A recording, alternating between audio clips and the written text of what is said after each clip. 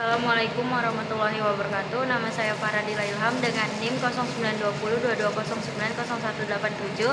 Saya ingin mensimulasikan Sparkly Excited DC motor dengan Simulink model. Gimana tutorialnya? Kita lihat. Nah, jadi pada rangkaian Simulink ini kita akan melihat bagaimana dua sinus digabungkan, diproses melalui dioda dan kemudian ditampilkan di dalam skop.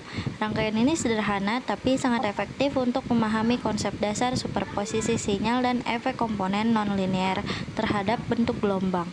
Kita mulai dari bagian kiri, yaitu di sini terdapat dua blok sine wave, yaitu satu di bagian atas dan satu lagi di bagian bawah dengan nama sin 2. Nah, kemudian kedua blok ini menghasilkan sinyal sinus, tetapi biasanya dengan parameter frekuensi, amplitudo atau fase yang berbeda. Sin wave pertama menghasilkan sinyal AT dan sin yang kedua menghasilkan sinyal BT. Nah, perbedaan inilah yang nantinya membuat bentuk gelombang dan hasil penjumlahan tidak sekedar sinus biasa. Kedua sinyal tersebut kemudian masuk ke blok sum. Nah, di blok sum ini bekerja sangat sederhana, yaitu menjumlahkan kedua sinyal secara langsung sehingga output adalah AT plus BT. Nah, prinsip ini yang muncul di sini adalah superposisi. Ketika kedua gelombang sedang sefase, hasilnya itu bisa jadi lebih besar. Nah, ketika keduanya berlawanan fase, amplitudenya itu bisa saling melemah dan dari sinilah muncul gelombang merah dengan bentuk yang sangat kompleks dibanding gelombang aslinya. Nah, setelah keluar dari blok sum, sinyal ini tidak langsung ke skop, tetapi diarahkan terlebih dahulu ke rangkaian dioda yang kita bisa lihat pada ketiga dioda ini disusun secara paralel.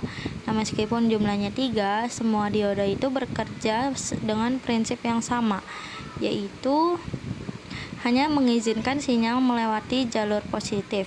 Artinya sebagian sinyal yang berada di bawah 0 atau bagian negatif akan dipotong dan tidak diteruskan. Efek ini disebut sebagai half wave phase rectification. Nah, di dioda ini di sini menunjukkan bagaimana komponen nonlinear bisa mengubah bentuk sinyal secara signifikan. Nah, setelah melewati dioda, sinyal baru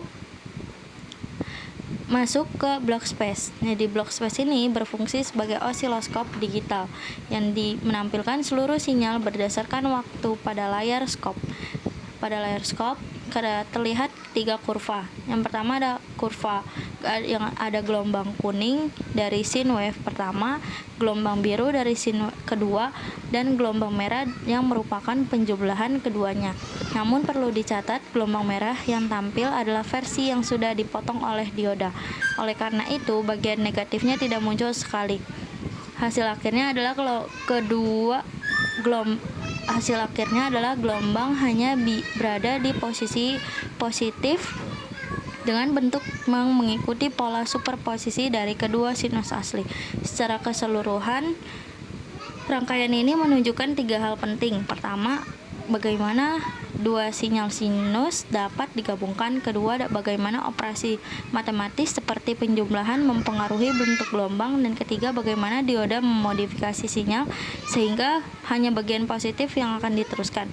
Nah, ini menjadi contoh dasar yang sangat baik dalam memahami interaksi antara sinyal AC dan komponen nonlinear di Simulink.